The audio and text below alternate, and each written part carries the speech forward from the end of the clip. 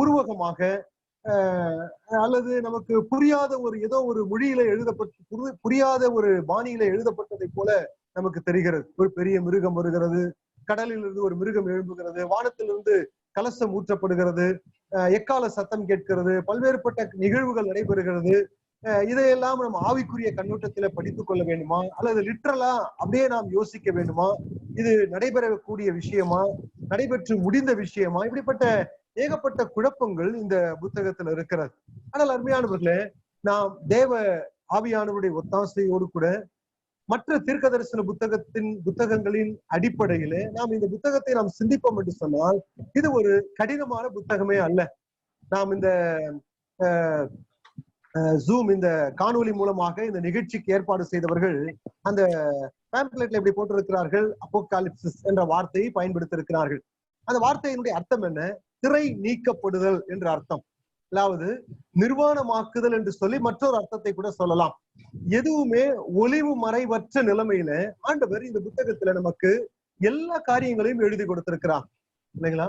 சபையினுடைய காலகட்டம் துவங்கி ஆண்டவராக இயேசு கிறிஸ்துவினுடைய நித்திய காலம் வரைக்கும், நித்திய காலமாய் நாம் எப்படி இருக்க போகிறோம் என்ற நிகழ்வுகள் முடிய இருக்கக்கூடிய எல்லா விஷயங்களையும் தேவன் ஒளிவு மறைவற்ற நிலைமையில எழுதி கொடுத்திருப்பதால் தான் இந்த புத்தகத்திற்கு ஆண்டவர் என்ன பெயர் வைத்திருக்கிறார் என்று சொன்னால் வெளிப்படுத்தின புத்தகம். தேவன் தன்னுடைய இருதயத்தை அப்படியே திறந்து இந்த புத்தகத்துல வெளிப்படுத்தி தன்னுடைய பிள்ளைகளுக்கு கொடுத்திருக்கிறார். ஆகவே இனி வரக்கூடிய இந்த நாட்களிலே இந்த புத்தகத்தை மையமாக வைத்து சில விஷயங்களை, தேவையான சில விஷயங்களை, நாம் இந்த புத்தகத்தை படிப்பதற்கு ஆர்வத்தை தூண்டக்கூடிய, புரிந்து கொள்ளக்கூடிய சில சத்தியங்களை நாம் படிக்க போகிறோம். அருமையானவர்களே, முதலாவது இன்றைக்கு நாம் வெளிப்படுத்தின புத்தகத்தினுடைய ஒரு அவுட்லைன், அதாவது தீர்க்க தரிசனம், வெளிப்படுத்தின புத்தகம், இதை குறித்ததான ஒரு மேலோட்டமான ஒரு பாடத்தை நாம் இன்றைக்கு கற்றுக்கொள்ள போகிறோம். முதலாவது, இந்த வெளிப்படுத்தின புத்தகத்தை படிக்க வேண்டியதனுடைய அவசியம் என்ன? நெசசிட்டி இல்லையா? நிறைய பேர் கேட்பாங்க, ஏன் வெளிப்படுத்தின புத்தகத்தை நம்ம படிக்கணும்? அதுல நமக்கு என்ன யூஸ் இருக்கு? ஒருவேளை நிருபங்களை நாம் படிப்போம் என்று சொன்னால் சபை பக்தி விருத்தி அடைகிறது. சுவிசேஷ புத்தகத்தை நாம் படிப்போம் என்று சொன்னால் அதுல இருந்து ஆண்டவராகிய இயேசு கிறிஸ்து வாழ்ந்த காலகட்டத்தில் நடைபெற்ற அநேக சம்பவங்களை நாம் அறிந்து கொள்ள முடியும் என்று பல்வேறுபட்ட ஆர்குமெண்ட் இருக்கிறது. இந்த புத்தகத்துல நமக்கு என்ன நன்மை இருக்கிறது என்று சொல்லி நாம் யோசிக்கும் பொழுது அநேக நன்மைகள் இருக்கிறது. இந்த புத்தகத்தை படிக்க வேண்டியதனுடைய அவசியம் என்ன என்று சொல்லி யோசிக்கும் பொழுது அநேக அவசியங்களை நாம் பட்டியலிட முடியும். ஆனால் சுருக்கமாக நாம் புரிந்து கொள்வதற்கு ஏதுவாக 4 விதமான அவசியத்தை குறித்து நான் இன்றைக்கு உங்களுக்கு சொல்ல போகிறேன். முதலாவது, இந்த புத்தகத்தை படிக்க வேண்டியதனுடைய முதல் அவசியம் என்னவென்று சொன்னால், வெளிப்படுத்தின புத்தகம் 1ஆம் அதிகாரம் 3வது வசனத்தையும், வெளிப்படுத்தின புத்தகம் 22:7, ரெவலேஷன் 1:3 and 22:7, இந்த 2 வசனங்களை நாம் படிக்கும் பொழுது இந்த புத்தகத்தை வாசிக்கிறவனும் வாசிக்கிறதை கேட்கிறவனும் அதன்படி செய்கிறவனும் வாக்கியவான், ஆசீர்வதிக்கப்பட்டவன் என்று எழுதப்பட்டிருக்கிறது இல்லையா? இப்படிப்பட்ட ஒரு ஸ்லாக்கியம் வேத புத்தகத்தில் இருக்கக்கூடிய மற்ற 65 புத்தகங்களுக்கு எழுதப்படவில்லை இல்லையா? ஆனா வெளிப்படுத்தின புத்தகத்தை மாத்திரம்தான் ஆண்டவர் என்ன சொல்லுகிறார்? இதை படிக்கிறவன் பாக்கியவான் இல்லையா? படிக்கிறதை கேட்கிறவன் பாக்கியவான். அக்காலகட்டத்துல அநேக பிரதிகள் இல்லாதனாலே ஜபாலயங்களிலே, சபைகளிலே இந்த புத்தகம் வாசிக்கப்படும். அநேகர் அதை காது கொடுத்து கேட்பார்கள். ஆகவே கேட்கிறவர்கள் பாக்கியவான்கள், அதில் எழுதியிருக்கிறவைகளை கடைபிடித்து நடக்கிறவர்கள் பாக்கியவான்கள். அதாவது எப்படி சொல்லலாம்? 3-fold blessing என்று சொல்லலாம். 3 விதமான ஆசீர்வாதங்களை குறித்து ஆண்டவர் சொல்லுகிறார். ஆகவே வெளிப்படுத்தின புத்தகத்தை படிக்க வேண்டியதனுடைய அவசியம் என்னவென்று சொன்னால், இது ஒரு ஆசீர்வதிக்கப்பட்ட ஒரு புத்தகம். இந்த புத்தகத்தை நாம் படிக்கும் பொழுது இந்த புத்தகத்துல சொல்லப்பட்டிருக்கக்கூடிய அநேக ஆசீர்வாதங்களை நம்மால் பெற்றுக்கொள்ள முடியும். அநேக பாக்கியவான்கள் என்ற வார்த்தை அநேக முறை இந்த வெளிப்படுத்தின புத்தகம் 22 அதிகாரத்துல பல இடங்களிலே எழுதப்பட்டிருக்கிறதை நம்மால் வாசிக்க முடியும். ஆகவே இந்த புத்தகத்தை ஏன் படிக்க வேண்டும்? இதனுடைய அவசியம் என்ன என்று சொன்னால், இது ஒரு ஆசீர்வதிக்கப்பட்ட புத்தகம். இந்த புத்தகத்தை நாம் தியானித்து இதுல இருக்கக்கூடிய காரியங்களை ஆய்வு செய்து அது நம்முடைய ஆவிக்குரிய வாழ்க்கைக்கு எதை அபியாசப்படுத்த வேண்டுமோ அதை அபியாசப்படுத்தும் போது தேவனிடத்திலிருந்து பல ஆசீர்வாதங்களை நாம் பெற்றுக் கொள்கிறோம். ஆகவே இது முதல் காரியமாக நாம் சிந்திக்கலாம் அவசியத்துல. இரண்டாவதாக, இந்த வெளிப்படுத்தின புத்தகத்தை படிக்க வேண்டியதனுடைய அவசியம் என்ன என்று சொன்னால், இந்த புத்தகம் வேத புத்தகத்தில் இருக்கக்கூடிய எல்லா தீர்க்க தரிசனங்களினுடைய நிறைவேறுதலும் நிறைவுமாய் இருக்கிறது. வேத புத்தகத்துல ஆதியாகமம் முதற்கொண்டு பல்வேறுபட்ட இடங்களிலே தீர்க்க தரிசனங்களை நாம் வாசிக்க முடியும். வெறும் தீர்க்க தரிசன புத்தகங்களில் மாத்திரம்தான் தீர்க்க தரிசன காரியங்கள் எழுதப்பட்டிருக்கவில்லை. ஆதியாகமம் முதற்கொண்டு ஆதியாகமம் 3ஆம் அதிகாரத்தை நாம் வாசிக்கும் பொழுது ஆண்டவர் சொல்லுகிறார், என்ன சொல்லுகிறார்? ஏதேன் தோட்டத்துல உன் வித்துக்கும் அவள் வித்துக்கும் பகை உண்டாக்குவேன், அவர் உன் தலையை நசுக்குவார் என்று சொல்லி மேசியாவுடைய பிறப்பை குறித்து, மேசியாவுடைய வெற்றியை குறித்து ஆதியாகம புஸ்தகம் 3ஆம் அதிகாரத்துல நாம் தீர்க்க தரிசனத்தை வாசிக்கிறோம் இல்லைங்களா? அது ஒரு வரலாற்று புத்தகம், ஆனால் அதுல தீர்க்க தரிசனம் இருக்கிறது. ஆகவே ஆதியாகமம் முதற் துவங்கி எழுதப்பட்ட எல்லா தீர்க்க தரிசன புத்தகத்தின் தீர்க்க தரிசனங்களும் நிறைவேறுதலும் நிறைவையும் இந்த புத்தகத்துல நாம் பார்க்க முடியும். உதாரணத்துக்கு நாம் 6ஆம் அதிகாரம் முதல், வெளிப்படுத்தின புத்தகம் 6ஆம் அதிகாரம் முதல் 19ஆம் அதிகாரம் வரை நாம் வாசிப்போம் என்று சொன்னால் அநேக விஷயங்கள், அநேக தீர்க்க தரிசன நிறைவேறுதலை நாம் வாசிக்க முடியும். ஆண்டவராக இயேசு கிறிஸ்துவுடைய 2வது வருகையை குறித்து இந்த புத்தகத்தை பார்க்க முடியும். சரியா? அதற்கு அடுத்ததாக இஸ்ரவேல் மக்களுக்கு என்ன நிலைமை ஏற்படும், அவர்கள் கடைசி காலகட்டத்துல சந்திக்க வேண்டிய பிரச்சனைகள் என்ன, எப்படிப்பட்ட காலகட்டத்திற்குள் கடந்து போக போகிறார்கள், பழைய ஏற்பாட்டில் அநேக இடங்களில் எழுதப்பட்டிருக்கிறது. அதை வெளிப்படுத்தின புத்தகத்தில் இறுதியாக நாம் பார்க்கிறோம். அடுத்ததாக உலகத்துல கடைசியாக ஏற்படக்கூடிய யுத்தத்தை குறித்து வெளிப்படுத்தின புத்தகத்துல நாம் படிக்க முடியும். உலகத்துல கடைசியாக ஏற்படக்கூடிய சாம்ராஜ்யம் என்ன, அரசாட்சி நிறுவப்பட போகிறது, யார் அதை அரசாட்சி செய்ய போகிறார், இந்த விஷயங்கள் வெளிப்படுத்தின புத்தகத்தில் எழுதப்பட்டிருக்கிறது. இந்த உலகத்தையே கலக்கி கொண்டிருக்கிற உலகத்தின் அதிபதியாகிய பிசாசுடைய இறுதி எப்படி முடிய போகிறது என்பது வெளிப்படுத்தின புத்தகத்தில் இருக்கிறது. மனிதனுடைய கடைசி நியாய தீர்ப்பு, தேவனுடைய நியாய தீர்ப்பு என்று கோர்ட்ல மக்கள் எப்படி நிற்க போகிறார்கள், எப்படி ஆண்டவர் அவர்களை நியாயம் தீர்க்க போகிறார், இந்த காரியங்கள் இந்த புத்தகத்தில் எழுதப்பட்டிருக்கிறது. ஆகவே இப்படி நாம் பட்டியலிட்டுக் கொண்டே நாம் செல்ல முடியும். ஆகவே இந்த புத்தகத்தை படிக்க வேண்டியதனுடைய அவசியம் என்ன? எல்லா தீர்க்க தரிசனங்களின் நிறைவேறுதலும் நிறைவும் இந்த புத்தகத்தில் இருக்கிறதுனால நாம் இதை படித்து புரிந்து கொள்ள வேண்டும். அடுத்ததாக 3வது நெசசிட்டி, 3வது நீட் என்னன்னு சொன்னா, இந்த வேத புத்தகத்தில் இருக்க வேத சத்தியத்தின் நிறைவேறும் இடமாக இந்த புத்தகம் இருக்கிறது. அதாவது this book completes the circle of the Bible truth. வேதத்தில் இருக்கக்கூடிய அனைத்து சத்தியங்களினுடைய நிறைவும் இந்த புத்தகத்திற்குள் அடங்கி இருக்கிறதை நாம் பார்க்க முடியும். உதாரணத்திற்கு நாம் சொல்ல வேண்டும் என்று சொன்னால், ஆதியாகம புஸ்தகத்துல பரதீசியை குறித்து நாம் வாசிக்கிறோம். அடுத்ததாக இந்த பரதீசி என்ற வார்த்தை அதிகமாக வெளிப்படுத்துற புத்தகத்துலதான் பார்க்க போகிறோம். ஆதியாகம புஸ்தகத்துல நாம் வாசிக்கும் பொழுது ஜீவ விருட்சத்தின் கனியை நாம் பார்க்கிறோம். அடுத்ததாக வெளிப்படுத்தின புத்தகத்துல இந்த ஜீவ விருட்சத்தின் கனியை ஆண்டவர் யாருக்கு புசிக்க கொடுக்க போகிறார், எப்படி இருக்கும் என்ற அநேக வெளிப்பாடுகள் வெளிப்படுத்தின புத்தகத்துல இருக்கிறது. ஆதியாகம புஸ்தகத்துல நாம் வாசிக்கும் பொழுது முதல் பூமியிலே மரணம் அறிமுகப்படுத்தப்படுகிறது மனிதனுடைய கீழ்ப்படியாமையினாலே. ஆனால் வெளிப்படுத்தின புத்தகத்துல வரும் பொழுது இனி மரணம் அங்கு இருக்க போகிறது இல்லை, மரணத்திற்கு ஆண்டவர் முற்றுப்புள்ளி வைக்கிறதை நாம் வெளிப்படுத்தின புத்தகத்துல வாசிக்கிறோம். ஆதியாகம புஸ்தகத்துல சாபம் அறிமுகப்படுத்தப்படுகிறது இல்லையா, மனிதன் நிமித்தமாக இந்த பூமி சபிக்கப்படுகிறது.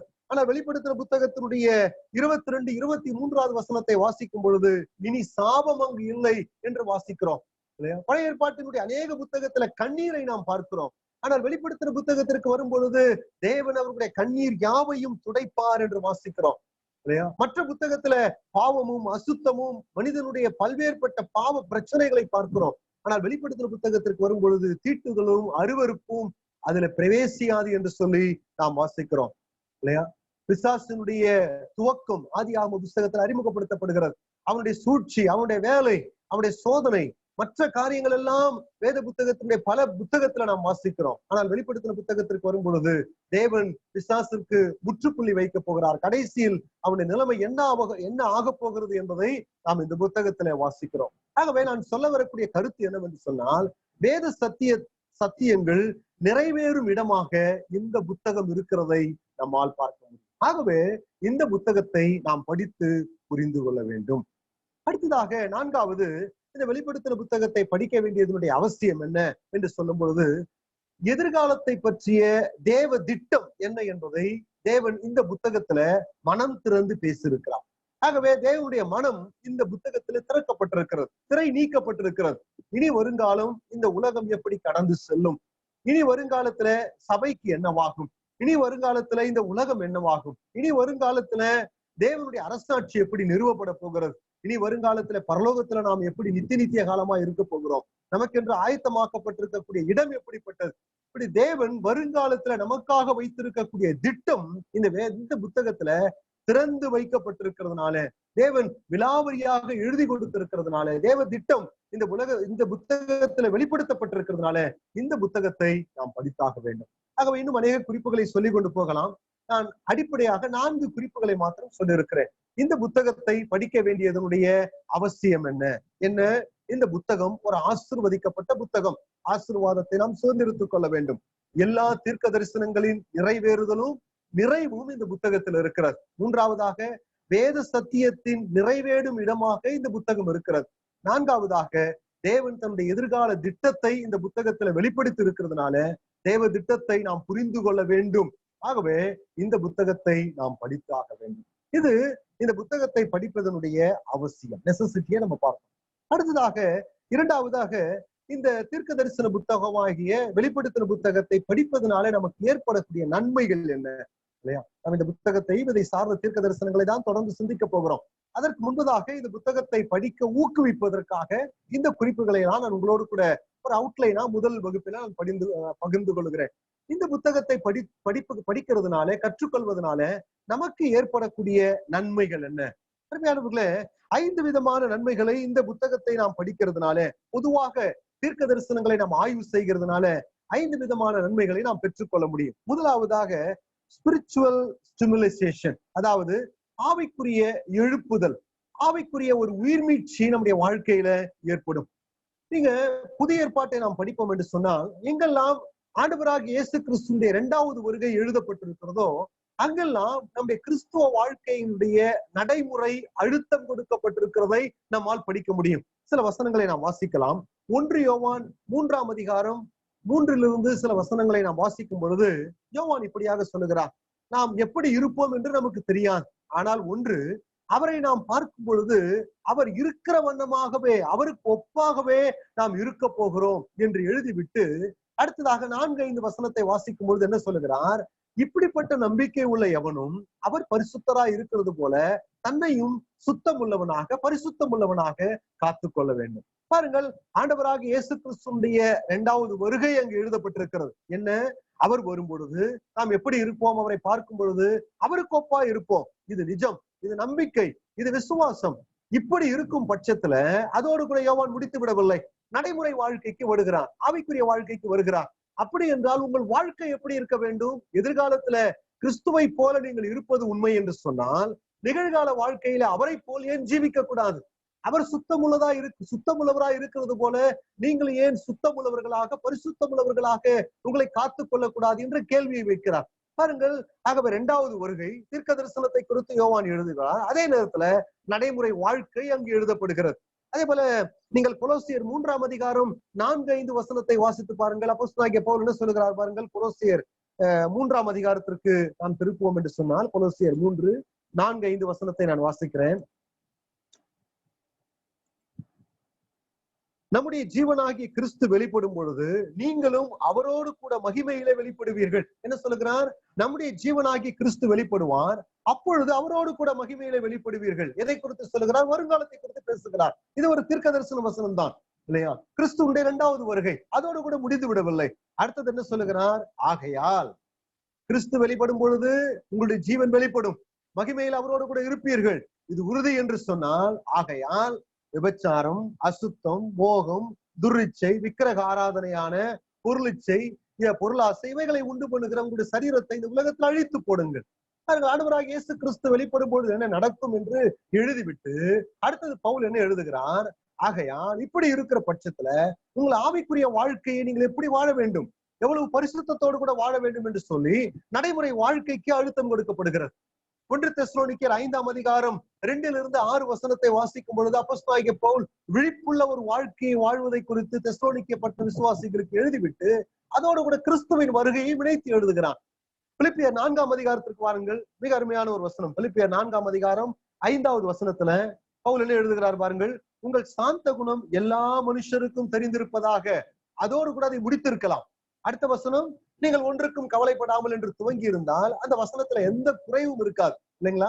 தொடர்ச்சியில கண்டினியூட்டியில எந்த விதமான பிரேக்கும் இல்லை.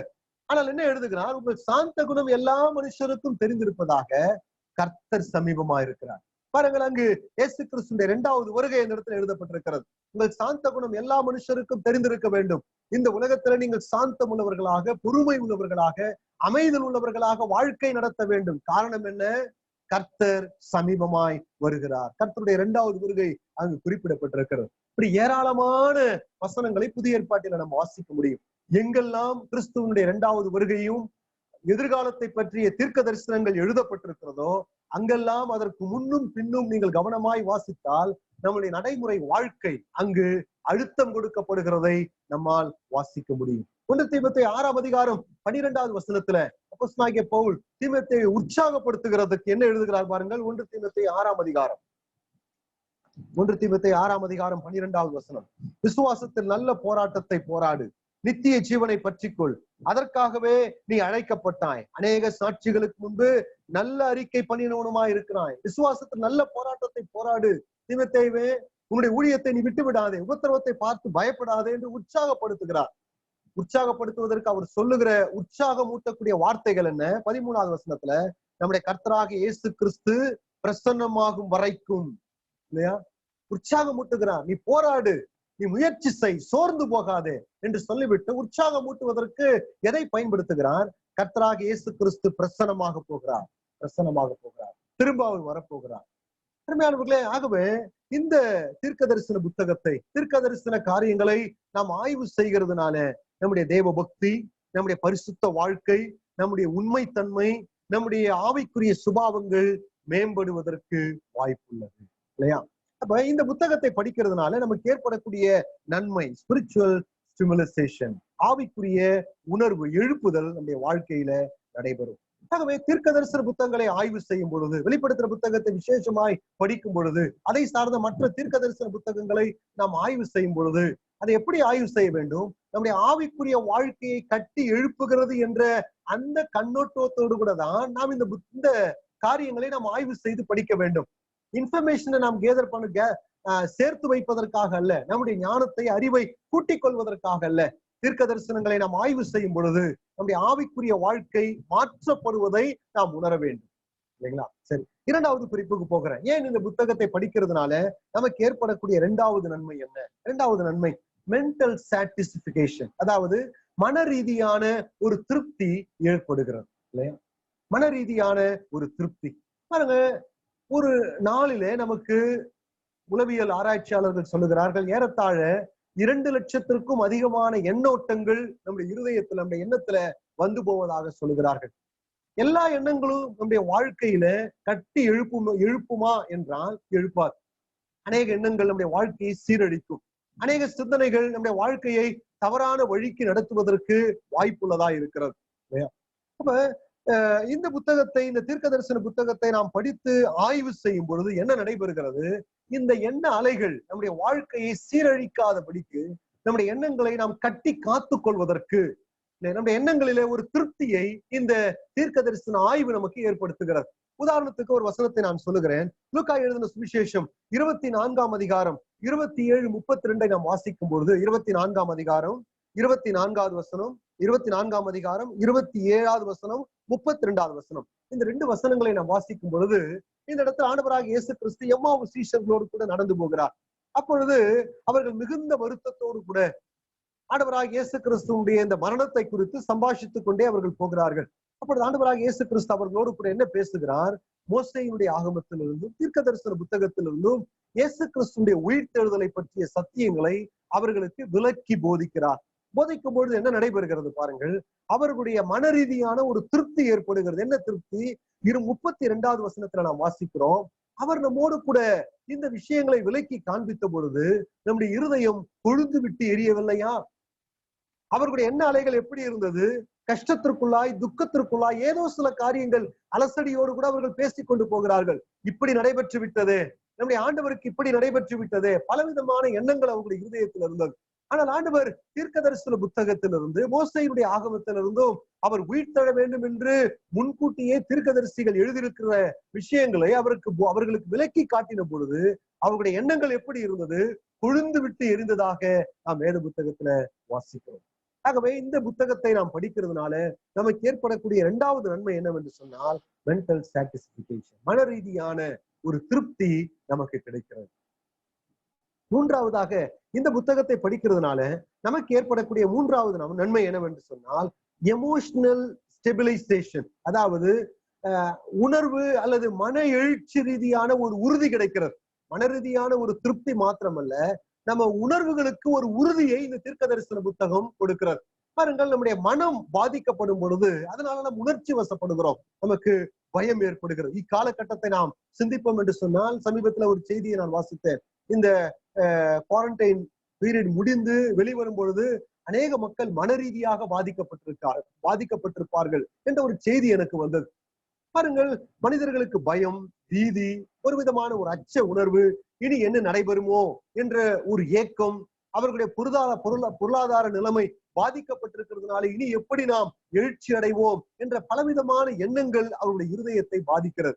அவர்களுக்கு ஒரு எண்ண அளவில மன ரீதியில ஒரு திருப்தி இல்லாத ஒரு நிலைமை ஏற்படுகிறதுனால அது உணர்வில எப்படி வெளிப்படுகிறது என்று சொன்னால் பயமாக, கோபமாக, வெறுப்பாக, கசப்பாக, தன்னுடைய வாழ்க்கையை மாய்த்து கொள்ள வேண்டும் என்ற தற்கொலை உணர்வாக வெளிப்படுவதற்கு வாய்ப்பு இருக்கிறது. ஆனால் நாம் ஆண்டவர் நமக்கான எதிர்கால சத்தியங்களை இந்த புத்தகத்தில் எழுதி கொடுத்திருக்கிறார்.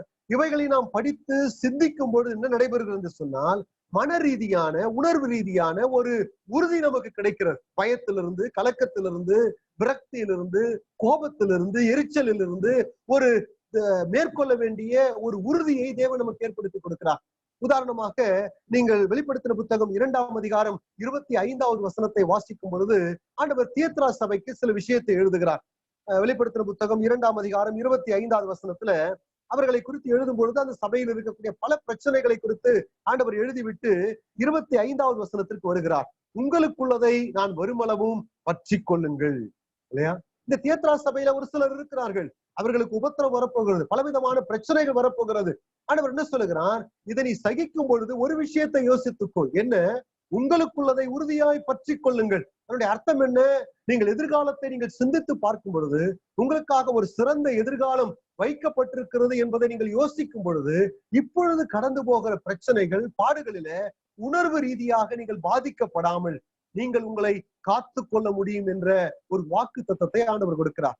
பிலதெல்பியா சபைக்கு ஆண்டவர் சொல்லும் பொழுது வெளிப்படுத்தின புத்தகம் 3ஆம் அதிகாரம் 11வது வசனத்திலும் இதே வார்த்தையை தான் ஆண்டவர் சொல்லுகிறார். உங்களுக்குள்ளதை நீங்கள் பற்றி கொள்ளுங்கள். சர்தை சபையில சில பேர் அங்கு கொஞ்சம் பேர் மீதி இருக்கிறார்கள். அவர்களுக்கு சொல்லும் பொழுது ஆண்டவர் என்ன சொல்லுகிறார்? உங்களுக்குள்ளதை நீங்கள் பற்றி கொள்ளுங்கள், விழித்திருங்கள்.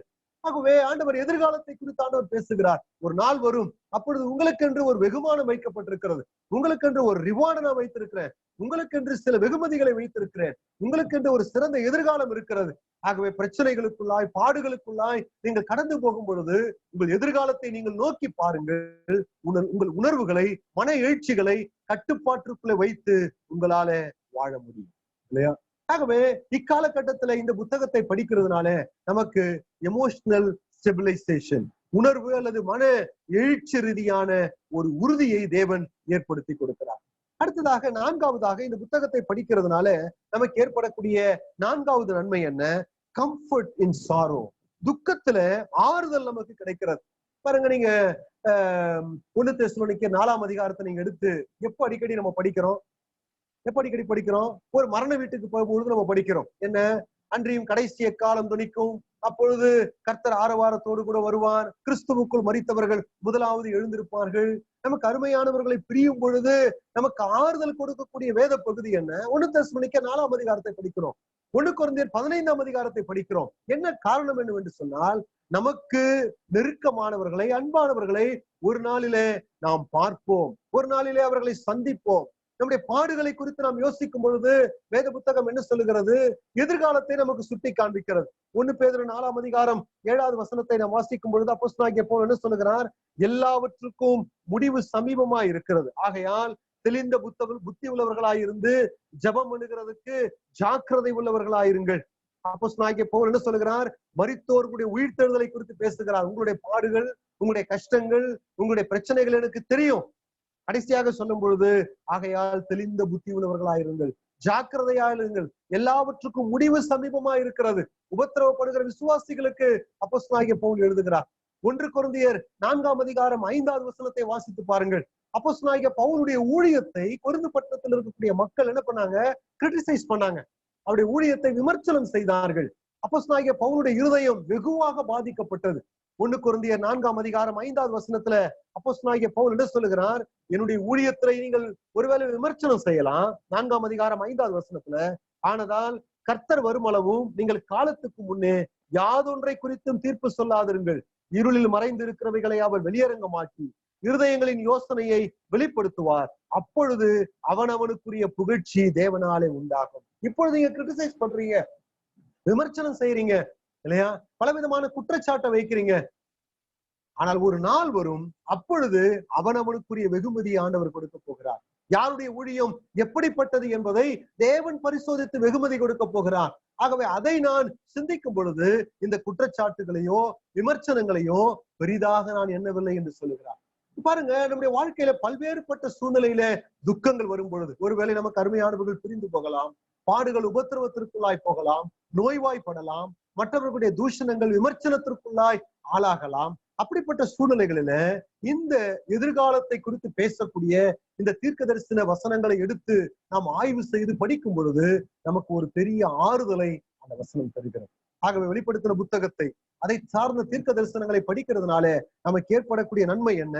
துக்கத்தில் நமக்கு ஆறுதல் கிடைக்கிறது. கடைசியாக 5வதாக என்னவென்று சொன்னால், கன்விக்ஷன் ஃபார் சர்வீஸ். அதாவது ஊழியத்தை பற்றிய ஒரு தீர்ப்பு, ஒரு உணர்வு நம்முடைய இருதயத்துல ஏற்படுகிறது. இந்த புத்தகத்தினுடைய காரியங்களை ஆய்வு செய்யும் பொழுது இனி வருங்காலம் இருக்கும், இனி வருங்காலத்துல நாம் எப்படி கடந்து செல்ல போகிறோம், நமக்கென்று வைத்திருக்கக்கூடிய நியாய தீர்ப்பு, தேவன் எப்படி இந்த உலகத்தை நியாயந்திருக்க போகிறான், பல்வேறுபட்ட தீர்க்க தரிசன காரியங்களை இந்த புத்தகத்திலிருந்து நாம் கற்றுக்கொள்ளும் பொழுது இந்த உலகத்துல நாம் எப்படி தேவனுக்காக வாழ்ந்து கொண்டிருக்கிறோம், எப்படி தேவனுக்காக நாம் ஊழியம் செய்து கொண்டிருக்கிறோம் என்ற உணர்வை இந்த தீர்க்க தரிசன ஆய்வு நமக்கு ஏற்படுத்தி கொடுக்கிறது. அல்லது நாம் செய்து கொண்டிருக்கிற ஊழியம் சரியான நிலைமையில் தான் செய்கிறோமா, நல்ல மனப்பாங்கோடு கூட செய்கிறோமா என்ற பலவிதமான கேள்விகளை நமக்கு ஏற்படுத்தி நம்மை சீர்படுத்திக் கொள்வதற்கு இந்த தீர்க்க தரிசன புத்தகம் நமக்கு உதவி செய்கிறது. உதாரணத்துக்கு 1 கொரிந்தியர் 3:11-15 வசனத்தை வாசிக்கும் பொழுது அப்போஸ்தலனாகிய பவுல் ஊழியத்தை குறித்து பேசுகிறார் இல்லையா? கொரிந்து பட்டணத்துல அங்க ஒரு குழப்பமான ஒரு சூழ்நிலை. சில பேர் அப்போலோவுடைய ஊழியம் பெரிது என்று சொன்னார்கள், சில பேர் பவுலுடைய ஊழியம் பெரிது என்று சொன்னார்கள், சில பேர் நாங்கள் பேதுருவை சேர்ந்தவர்கள் என்று சொன்னார்கள், சில பேர் இயேசு கிறிஸ்துவை சேர்ந்தவர்கள் என்று சொன்னார்கள். ஆகவே அப்போஸ்தலனாகிய பவுல் அங்கு எழுதும் பொழுது அவரவர்கள் ஊழியம் செய்கிறார்கள். அப்போ நான் நட்டேன், அப்போலோ நீர் பாய்ச்சுகிறான், விளைய செய்கிறவர் தேவன் தான். தேவனுடைய தோட்டத்திலே நாங்கள் எல்லாம் வேலையாட்களாய் இருக்கிறோம். கிறிஸ்து என்ற அஸ்திபாரத்தின் மேலே நீங்களும் ஊழியம் செய்து சபையை கட்டுகிறீர்கள். ஆனால் உங்களுடைய ஊழியம் எத்தன்மை உள்ளது என்பதை ஒரு காலம், ஒரு நாள் வரப்போகிறது, அந்த நாள் பரிசோதிக்கும். அப்பொழுது உங்கள் ஊழியத்தினுடைய நோக்கம் என்ன என்பதை தேவன் வெளிப்படுத்தி பரிசளிப்பு தரப்போகிறார் என்று எழுதுகிறார். பாருங்கள், ஊழியத்தையும் தீர்க்க தரிசனத்தையும் கர்த்தராகிய இயேசு கிறிஸ்துடைய 2வது வருகையும் அந்த இடத்துல இணைத்து எழுதப்பட்டிருக்கிறது இல்லைங்களா? அப்போ தீர்க்க தரிசனங்களையும் தீர்க்க தரிசனத்தை சார்ந்துள்ள இந்த வெளிப்படுத்தின புத்தகத்தை நாம் படிக்கிறதுனால நமக்கு என்ன நன்மை ஏற்படுகிறது என்று சொன்னால், நாம் எந்த நோக்கத்தோடு கூட இந்த உலகத்துல தேவனுக்காக சேவை செய்து கொண்டிருக்கிறோம், என்ன நோக்கத்தின் அடிப்படையில நாம் வாழ்ந்து கொண்டிருக்கிறோம், நம்முடைய ஊழியத்தினுடைய பலன் எப்படி முடிய போகிறது என்ற பல எண்ணங்களை தேவன் நம்முடைய இருதயத்துல ஏற்படுத்தி அலசி ஆராய்ந்து நம்முடைய ஊழிய பாதையை சரி செய்து கொள்வதற்கு இந்த தீர்க்க தரிசன வகுப்பு, இந்த ஆய்வு நமக்கு பயனளிக்கும் என்று நாம் கற்றுக்கொள்ள முடியும். 2 தீமோத்தேயு 4:7-8 வசனங்களை நாம் வாசிக்கும் பொழுது, 1 பேதுரு 5:4 வசனத்தை வாசிக்கும் பொழுது இப்படிப்பட்ட கருத்துக்கள் இந்த இடங்களில எழுதப்பட்டிருக்கிறதை நம்மால் பார்க்க முடியும். ஆகவே இந்த புத்தகத்தை நாம் படிக்கிறதுனால நமக்கு ஏற்படக்கூடிய நன்மைகள் என்ன என்பதை நாம் சிந்தித்தோம். 1, ஆவிக்குரிய எழுப்புதல், ஸ்பிரிச்சுவல் ஸ்டிமுலேஷன். 2வதாக மென்டல் சாட்டிஸ்பிகேஷன், மன ரீதியான ஒரு திருப்தி ஏற்படுகிறது. 3வதாக எமோஷனல் ஸ்டெபிலைசேஷன், உணர்வு அல்லது மன எழுச்சி ரீதியான ஒரு உறுதி நமக்கு கிடைக்கிறது. 5வதாக கன்விக்ஷன் ஃபார் சர்வீஸ், நம்முடைய ஊழியத்தை பற்றி ஒரு தீர்ப்பை நாமே அலசி ஆராய்ந்து ஏற்படுத்தி நம்முடைய ஊழியத்தை சரியான பாதையில தொடர்வதற்கு இந்த தீர்க்க தரிசன காரியங்கள் நமக்கு உதவி செய்யக்கூடியதா இருக்கிறது. ஆகவே அருமையானவர்களே, வருங்காலத்துல வரும் நாட்களில இந்த புத்தகத்தை நாம் படிக்கும் பொழுது இப்படிப்பட்ட நிலைமையில நம்முடைய ஆவிக்குரிய வாழ்க்கை கட்டி எழுப்பப்படுவதற்கு தேவன் உங்களுக்கும் எனக்கும் உதவி செய்வாராக. ஆகவே இன்றைய வகுப்பில நாம் 2 காரியங்களை சிந்தித்திருக்கிறோம். ஒன்று, வெளிப்படுத்தின புத்தகத்தை படிக்க வேண்டியதனுடைய அவசியம் என்ன என்று 4 காரியங்களை நாம் சிந்தித்தோம். அடுத்ததாக இந்த வெளிப்படுத்தின புத்தகமும் அதை சார்ந்த தீர்க்க தரிசனங்களும் இவைகளை படிக்கிறதுனால நம்முடைய வாழ்க்கைக்கு ஏற்படக்கூடிய 5 விதமான அடிப்படையான நன்மைகளை குறித்து நாம் இன்றைக்கு சிந்தித்திருக்கிறோம். நாளைக்கு அடுத்த வகுப்புல மற்ற காரியங்களை நாம் சிந்திக்க போகிறோம். தேவன் இந்த வசனங்களை நமக்கு ஆசீர்வதித்து தருவாராக. ஆமென். ஆமென்.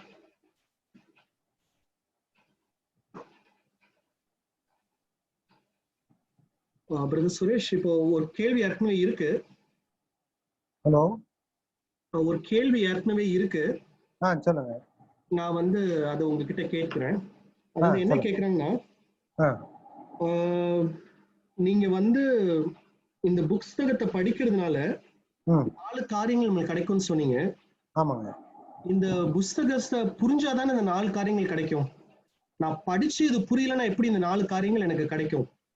படிக்கிறதுக்கு கடினமா இருக்கு. சோ அதனால இதை நான் இந்த புத்தகத்தை நான் தனிப்பட்ட விதத்துல வீட்டுல படிக்கணும் அப்படின்னா அது நான் எப்படி படிச்சு நீங்க சொன்ன இந்த 4 காரியங்களை என் வாழ்க்கையில நான் எப்படி பெற்றுக்கொள்வது அப்படின்னு கேக்குறாங்க. இது நம்ம ஃபர்தர் கிளாஸ்ல இது எப்படி படிக்கிறது, எளிமையா படிக்கிறதுன்றதுதான் நம்ம தொடர்ச்சியா நம்ம பார்க்க போறோம் இல்லையா. வெளிப்படுத்தின புத்தகத்தினுடைய அவுட்லைன் எப்படி நம்ம எளிமையா அதை புரிந்து கொள்வது அப்படின்றது நம்ம வரக்கூடிய கிளாஸ்ல நம்ம தொடர்ச்சியா நம்ம சிந்திக்க போறோம். அதாவது வெளிப்படுத்தின புத்தகத்தை இது வரைக்கும் படிக்காதவர்களுக்கு அல்லது அது ஒரு புரியாத ஒரு புத்தகம் அப்படின்ற ஒரு நிலைமையில அந்த புத்தகத்தை இது வரைக்கும் நிறைய பேர் தொட்டிருக்க மாட்டாங்க, அல்லது ஒரு கதை புத்தகத்தை போல வாசிச்சிருப்பாங்க, அல்லது தன்னுடைய டெய்லி ரீடிங்ல அப்படியே தொடர்ச்சியா வாசிச்சே நிறைய பேர் வெளிப்படுத்தின புத்தகம் வந்த பிறகு திருப்பி ரிவர்ஸ்ல போயிடுவாங்க.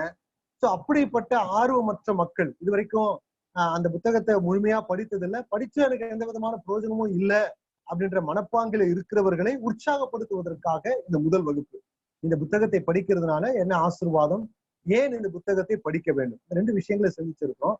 இந்த புத்தகத்தை நம்ம எப்படி படிக்கணும், இதுல இருக்கிற என்னென்ன விஷயங்கள் இருக்கிறது அப்படின்றத வரக்கூடிய வகுப்புல நம்ம தொடர்ச்சியா நம்ம சிந்திக்கலாம்.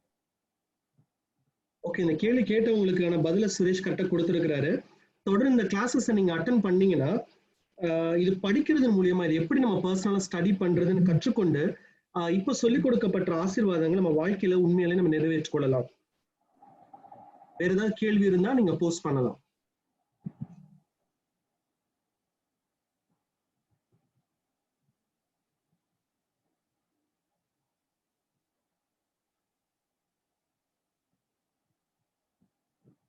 சுரேஷ், இன்னும் ஒரே ஒரு கொஸ்டின்.